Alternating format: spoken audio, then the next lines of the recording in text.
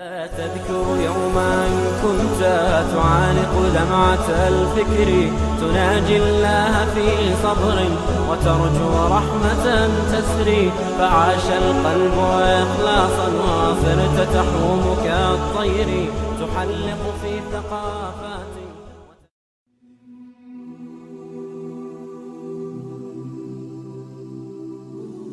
Allah'ın bu kontrol qilishi, bu qadar qattiq kuzatishi muhabbat va shafqat yuzidan bandasiga bo'lgan va bandasini qo'g'dash, hifoz, saqlash yuzidan va haymanatu tasdiq va tasdiqlash yuzidan ekanligini tushuntirib berdi. İbrahim alayhissalom qarab boqaylik. İbrahim alayhissalomni o'tqa tashlash uchun buningga kunlarcha, oylarcha o'tin yig'ishdi. Ha?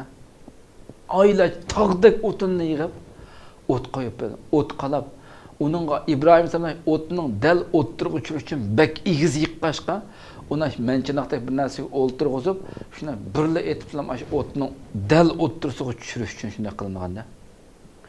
Shu holatda o'ylab boqaylik.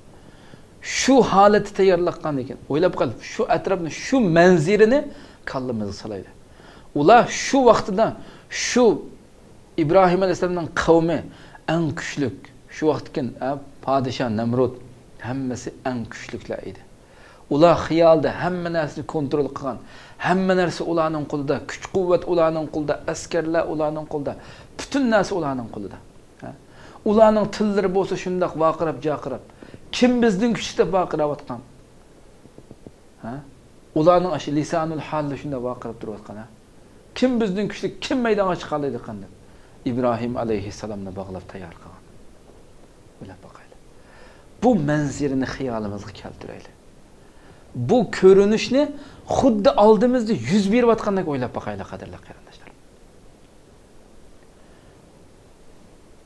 Bu bechora maxluqlar, o kafirlar bilishmaganki, kim bizdan kuchli, bizdan kim kuchli, kim maydonga tushadi deb atgan bu mushriklar, bu kafirlar hiç oylamagan ediki, ularni yo'qdan bar qilgan Allah subhanahu va taolaning hammadan kuchli ekanligini hiç o'ylashmagandi. Ana shu vaqtida İbrahim alayhissalom o'tqa tashlanishning shu oldida nima dedi? Jibril alayhissalom keldi. Voy odatdagi bir ayaning valisi kelmaklik yoki bir oddiy bir qutqazuvchi kelmaklik.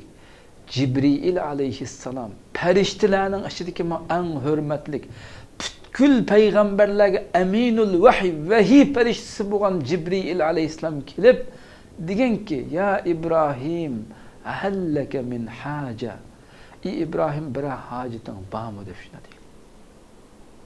Bir hacetin var mı deydi. Sendin mi? Sana hacetim yok deydi. İbrahim aleyhisselam sendin mi? Senden hacetim yok mu degan. Ya o'ylab boqaylik. Jibril alayhissalomga senden hacetim yok, sana hiçbir hacetim yok deydi. Jibril alayhissalom deydi ki, "Minallah, Allah'tan tilaydigan bir hacetin barmı? Allah'nınki icra qilib berishini, Allah'ның qilib berishini umid qildigan bir hacetin barmı degan vaqtida İbrahim alayhissalomning iymoni qaraydi. Dedi ki, "Ilmuhu bihali yughni an suali." Rabbimning mening mushu hozirgi holatimni bilishidin iborat bilganligi, Rabbim mening hozir qaysi ahvolda ekanligimni biladi. Qanday ahvolda ekanligimni Rabbim biladi. Shu bilimi, shu ma'lumotining o'zi mening uningdan savol so'rashimni behojat qiladi. Uningdan ig'zimni savol so'rab yursam, men hozir qaysi holatda ekanligimni Rabbim eng yaxshi biladi dedi. O'ylab boqaylik. Bu iymon nima degan iymon? Nima degan kuchlik iymon qarindoshlarim o'ylab boqaylik. Shuning bilan shu hamon 3 so'z İbrahim alayhissalomni qanday saqlab qolgan Allah subhanahu taala. Qulna ya naru kuni bardan va salaman ala İbrahim. Allahu akbar. Ot. 3 so'z bilan qutuldi. Ot. Ya naru.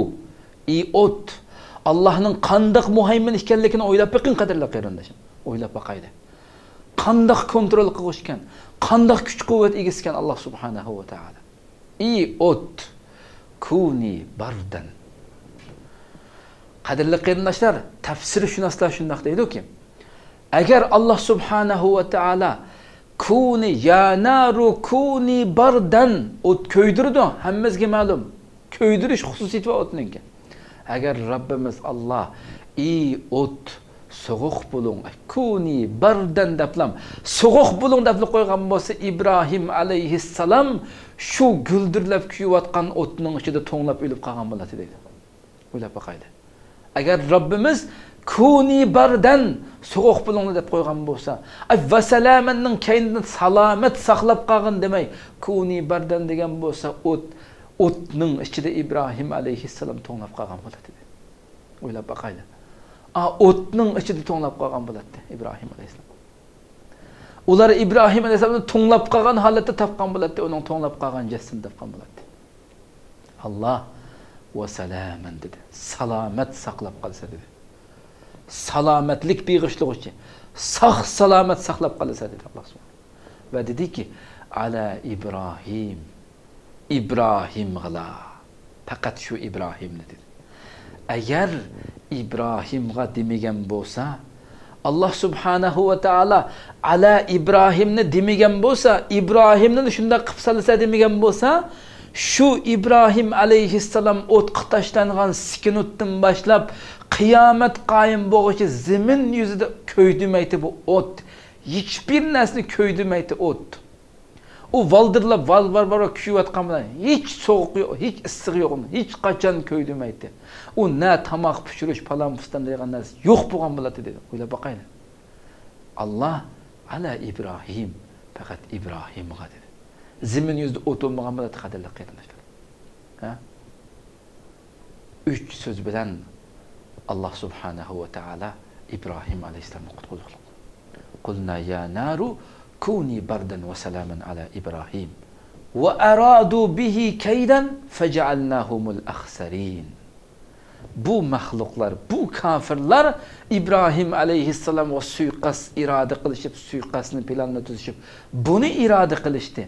Biz ularni eng ziyon tatquchilardan qildik dedi Alloh subhanahu va taolo. Ya Rabbi, bizning Rabbimiz mandaq muhaymin Rabbimiz, o'ylab boqaylik qadrli. Biz mana mushundaq Allohning bandalarimiz, faxrlanaylik u Rabbimizdan. Suyunaylik, mag'rurlanaylik bu Rabbimizdan qadrli qarindoshlar. Buningga loyiq yashaylik qadrli qarindoshlar. Muhaymin kimkan?